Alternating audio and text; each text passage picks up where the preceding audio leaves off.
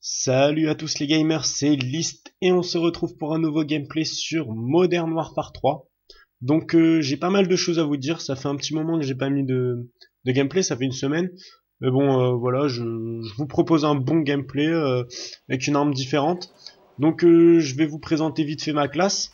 Donc j'étais au Space 12, dégâts chargeur grande capacité, avec grenade frag, pas flash. J'avais conditions extrêmes, assassin, visée solide. Je jouais en spécialiste avec détermination, indétectable et silence de mort.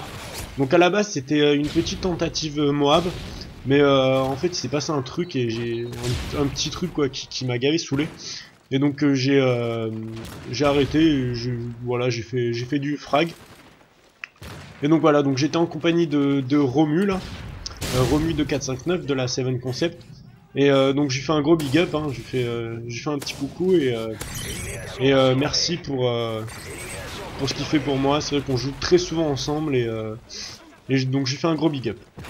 Donc qu'est-ce que je voulais vous dire? Donc oui, donc je voudrais mettre les choses au clair. Donc premièrement, je voudrais mettre les choses au clair en gros sur mes projets et tout, donc je vais bien tout vous expliquer dans cette vidéo pour bien mettre au clair, etc. Et qu'il n'y ait pas de malentendu, que vous compreniez bien mes projets, les dates, etc. Donc déjà, donc il y aura plusieurs projets.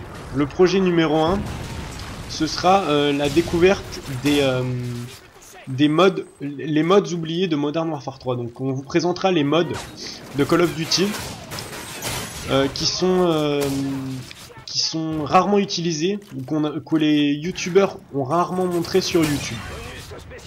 Donc c'est des modes donc comme la capture de drapeau, la recherche et destruction, etc. C'est des modes très intéressants, vu que au passage c'est des modes de compète, hein. Donc c'est vraiment super intéressant de jouer dessus et donc on va vous donner envie de jouer avec, etc. Ensuite la deuxième projet.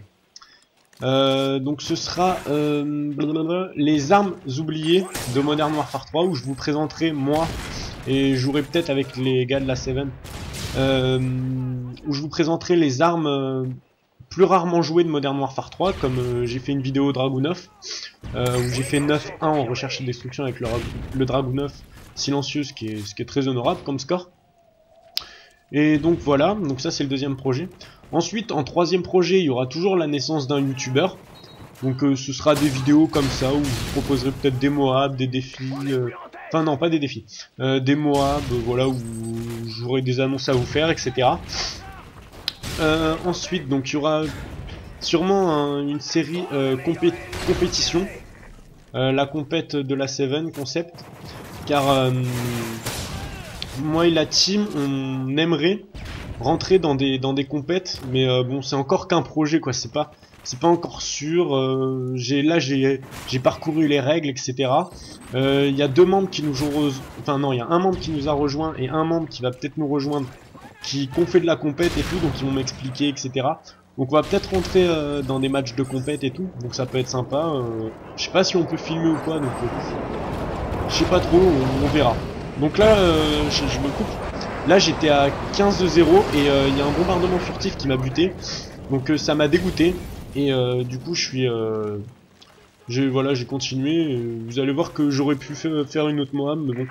Ça m'a un peu saoulé de me faire buter par un putain de bombardement furtif qui n'a rien à faire dans la classe de soutien, donc bon.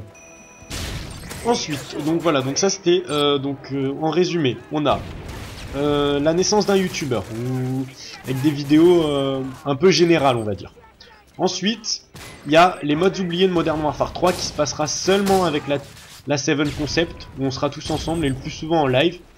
Ensuite, en troisième, il y a les armes oubliées de Modern Warfare 3. Et il y aura, donc voilà, je pense que ce sera tout. Et la compète. Et c'est pas encore sûr, hein, je vous promets rien. Ensuite, qu'est-ce que je peux vous dire? Oui, donc il y aura peut-être des défis. Quand j'aurai plus d'abonnés, je pense que je proposerai des défis. Et donc voilà. Donc c'est à peu près tout pour les projets. Donc à la fin, je vais vous mettre le résumé. Hein. Je vous mettrai une petite fiche avec le résumé de tout ça et tout. Voilà. Ensuite, je ferai quelques montages, mais bon, ce sera un peu des des hors-série, tu vois. Ce sera des hors-série ou quoi, où je mettrai des petits montages. Vu que je joue énormément aux pompes, je suis un bon joueur, enfin un bon joueur. Je me lance des fleurs, mais je suis un joueur de pompe qui joue très souvent, très souvent aux pompes.